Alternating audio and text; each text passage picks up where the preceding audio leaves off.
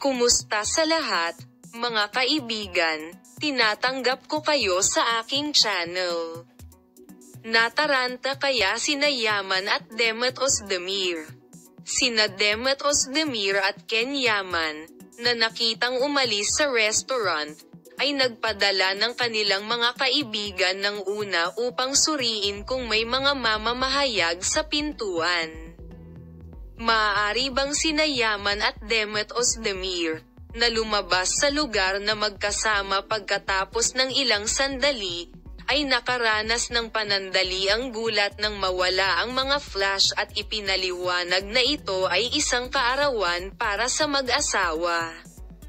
Nagkita sila sa iisang taxi sina Demet Özdemir at Ken Yaman, na hindi napigilan ang gulat na naranasan, ay naghintay ng ilang sandali para dumating ang taxi.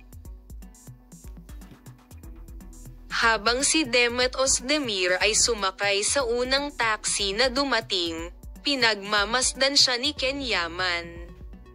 Sina Özdemir at Ken Yaman, na umalis sa venue sakay ng iba't ibang taxi, ay nagkita pagkaraan ng ilang sandali at nagpatuloy sa kanilang paglalakbay sa parehong taxi.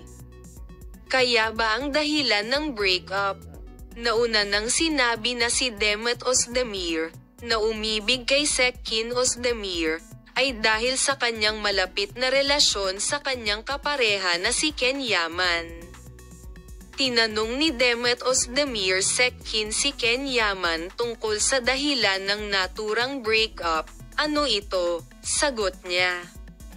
Ibabahagi namin sa iyo ang mga pag-unlad sa paksa. Manatiling nakatutok, Polem.